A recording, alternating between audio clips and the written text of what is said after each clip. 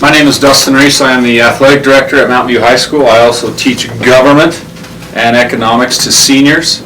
I've decided to do a book review today on, it's called A Framework for Understanding Poverty. It was written by Ruby Payne in, I believe, 1996.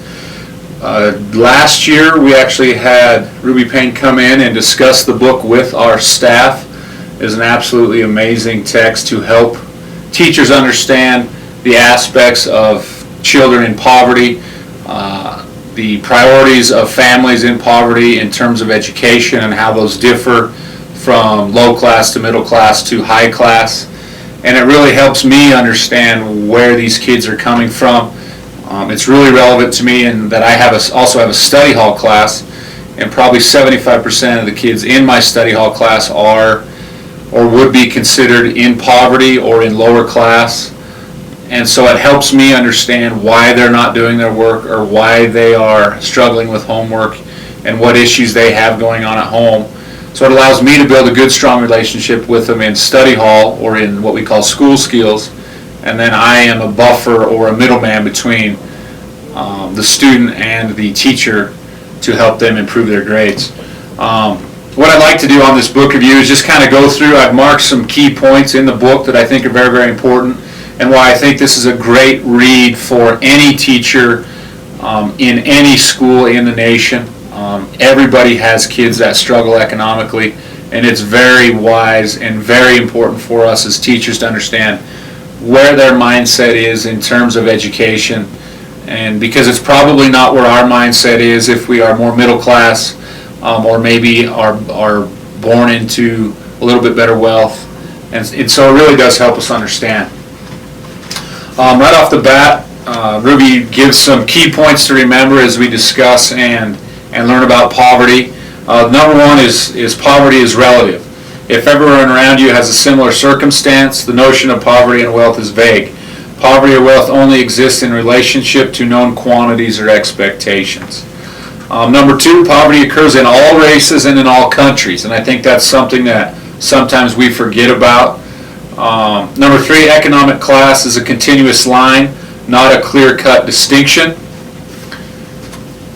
Key point number four, generational poverty and situational poverty are different. So generational poverty is something that is extremely difficult to get someone through. They were born into poverty. The values that they have in education are the same values as their parents, which usually aren't as high as we would like them to be. So it's just generation after generation has the same socioeconomic problems and the same educational problems year after year after year, generation after generation. And I think something that sometimes we don't remember is what is called situational poverty, in that maybe dad lost his job and so now they've lost their home, or there's been an accident or a death in the family which has led to poverty, and that is extremely difficult for someone to overcome that has maybe been able to be involved in extracurricular activities and athletics, but now has to go to work to help pay the rent. All individuals, or an individual brings with him or her hidden rules of the class, and I'll go into that a little bit later about hidden rules within low class, middle class, and high class. Schools and businesses operate from a middle class norm. So the business world and the school world have the same values as what a middle class family would have, and those values aren't always the same as high class or low class, so that's important to understand. For our students to be successful, we must understand those hidden rules, and I'll go through some of those. We can neither excuse students nor scold them for not knowing. Number 10, to move from poverty to middle class or middle class to wealth, a student must give up a relationship. So for us to want them to change from low class to middle class, they're going to have to give up a relationship maybe with their parents and be willing to step outside the box and go on to college when maybe mom and dad want them to stay home and work, things like that. Two things that can help one move out of poverty are education and relationships. If we can give them a good, strong, positive education and build good relationships with them, they can get out of that poverty-ridden environment and move on to college. If we're unable to do that, then most likely you're going to be stuck in that generational poverty. And then number 10, 4 reasons one leaves poverty. It's too painful to stay, a vision or goal, a key relationship, or a special talent. So if we can control 3 of the 4 of those and help these kids get out of that generational poverty, we can absolutely help them. So that's kind of her introduction. Sets point the key of the book. Here on page 5, she also gives statistics on what groups of people are in poverty and children. So in the United States, she has 17.76% of all children are living in poverty. Those that are Caucasian, 14.1% of Caucasians are in poverty. 26.9% of Hispanics. 33.4% of African Americans. 12% of Asian Americans. And 31.9% of Native Americans. So I think it's important for people to understand that role and understand that it does affect all races and all people in all countries. Throughout the book, this is a really good part of the book, I think, for educators. And she has you take a test on whether you could survive in poverty or whether you could survive in middle class or whether you could survive in wealth. So some questions she asks you as an educator. If you were in poverty, would you know which churches and sections of town that best have the rummage sales? Would you know which rummage sales have the best sales? Would you know which grocery storage garbage bins to access for thrown away food? Would you know how to get someone out of jail? Would you know how to physically fight and defend yourself? Do you know how to get a gun? Even if you do have a police record. Do you know how to keep your clothes from being stolen at the laundromat? Do you know what problems to look for in a used car? Do you know how to live without a checking account? Do you know how to live without electricity and a phone? Do you know how to use a knife as scissors? Can I entertain a group with my personality or my stories? Do I know what to do if I don't have money to pay the bills? Can I move out of my apartment or out of my house in a half a day? Do I know how to get food stamps or an electronic card for benefits? Do I know where the free medical clinics are? Am I good at trading and borrowing? Can I get by without a car? I think those are all questions that if you're not in poverty and you're not in a lower income environment, then you probably have no idea how to do a lot of those things. So I think the point is that if we understand that these may be the things that kids are going through, we understand why they didn't do their homework last night and why they're not buying into what we're telling them in class about the importance of education, and that they might just have to help pay the rent, or they might have to go get their mom out of jail, or do whatever they need to do to survive. And I think it's very important by taking this short survey and this short test, we begin to understand what these kids go through on a day-to-day basis. Moving on, Ruby also gives some hidden rules among each class in poverty, middle class, and wealth, pertaining to a whole array of things. This is on pages 42 and 43.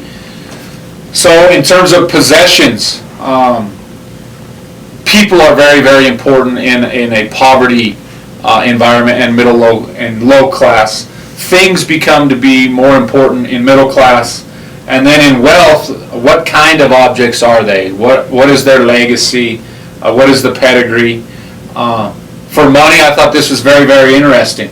People in poverty know that money is to be used and it is to be spent. Middle class, money is to be managed. You know, we do needs and wants assessments, and if you're middle class, you put aside money for this or for that. And then if you are wealthy, your money is to be invested and is to be conserved. And I think that's very, very enlightening to know that money is just to be spent and get day to day or paycheck to paycheck in a poverty-ridden environment. And it goes on through numerous ones here. I won't go through all of them. I think one, of course, that is important to go through is education. If you are in poverty or low class, education is valued and revered as abstract but not as reality. So we know that it's important if we're in low class, but we're not sure what to do with it. and we're not good at making it a priority in our home because we have too much going on at night. Maybe we have one parent, or maybe we're working, etc., etc.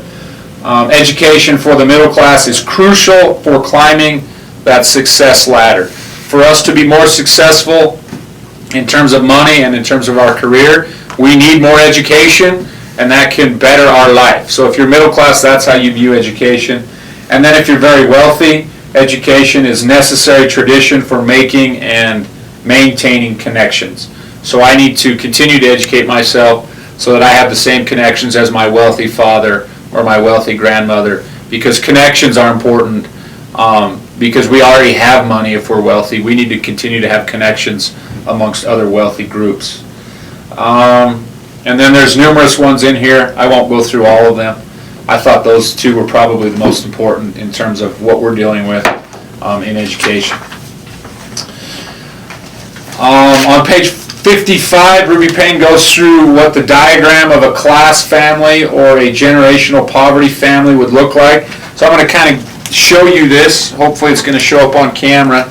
So if I'm in middle class, I can see here between Susan, David, and Joy, you know, there was obviously a divorce, and here's their sons, and it's all in a pretty good line. Susan and David were married and then were divorced, and then David married Joy, and they had another family. So basically it's two families here. If you look at families in generational poverty, so if you're looking at Jolynn has husband 1, and then with husband 2 she had a couple kids, and then husband 2's ex-wife had a couple kids, and then husband 3, there's all these kids, and that husband's been married 2 or 3 times. So you can see how complicated and complex family structure is in poverty-ridden families and low-income families. And not always. There are a lot of low-income families that have very strong family, father and a mother, etc., etc. But in most cases, it is a broken home. There are numerous ex-wives or ex-husbands and stepchildren and stepbrothers and sisters, and so that just adds to the chaos and complications of their life outside of what we can control here at school. And then the last thing I thought that I would talk about is a behavior analysis, and how we handle behavior and how we begin to understand why students are behaving in that way, and some interventions that we could use as educators. So this says the following chart indicates possible explanations of behavior along with suggested interventions of low-income students. So behavior related to poverty is that they laugh when they are disciplined. Ruby believes that this is a way to save face with poverty. So it's just a defense mechanism. An intervention is to understand the reason for the behavior, tell students 3 or 4 other behaviors that would be more appropriate, other than laughing when they are disciplined for whatever. Those in poverty tend to argue loudly with the teacher. Goes on to say that poverty is participatory, and the culture has a distrust of authority. See the system as inherently dishonest and unfair. So when I'm disciplining you and you begin to argue, that is because those in poverty see authority as, or they see distrust in authority. So as an intervention for me as a teacher, I'm not going to argue with my students that come from these types of families. I'm just going to work it out. It says here that you can use a 4-part sheet to help students answer these questions, and she gives an example of that 4-part sheet later in the book. Another response is an angry response to discipline.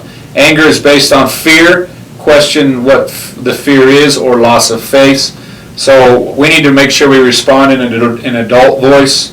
When the student cools down, we discuss other responses they could have used. So again, it goes on about inappropriate and vulgar comments, physically fighting. Why are they fighting, and how should we respond to that fight?